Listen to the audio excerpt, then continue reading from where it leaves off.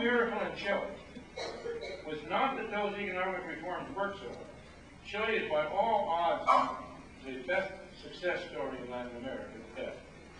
The real miracle is not that those economic arrangements work so well, because that's what happened to business. The real miracle is that a military junta was willing to let them do it. See, as I said to begin with, the principles of the military is from the top down. The principle of the market is from the bottom up. Now, it's a real miracle that a military group was willing to let a bottom-up approach take over.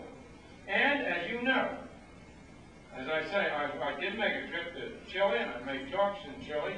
In fact, I did meet with Mr. Pinochet, but I was never advised by him. I never got a penny from the Chilean government. I was never advised to him.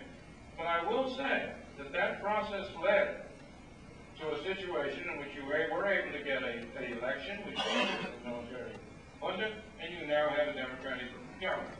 You cannot cite any similar example from the world of entirely socialist states. So I was not an advisor to Pinochet, I was not an advisor to the Chilean government, but I am more than willing to share in the credit for the extraordinary job that our students did down there. Let me bring you back to Ronald Reagan. I believe you were a supporter of Ronald Reagan. I still am. And, but not of everything that he did. Okay, that's the real question. As I said, I was grouping these together. How do you feel about his drug war? I think I know the answer.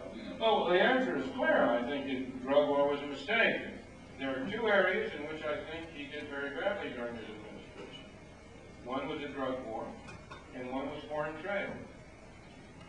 In the case of foreign trade, he laid the groundwork, unfortunately, for what has become a protectionist drive and movement by agreeing to the so-called voluntary import quotas in Japanese cars. And that was an enormous mistake, went against all of his stated principles. On the other hand, as I once said to a Republican club of students at Stanford, I am a libertarian with a small L and a Republican with a capital R. And I am a Republican with a capital R on grounds of expediency, not on principle. And I think I can do more good by having influence within the Republicans than I can by joining the Libertarian Party. Although I have great sympathy with the Libertarian Party, I think it's very desirable that they do well. But in my personal case, my personal situation happens to be that I could be affected by it. And Ronald Reagan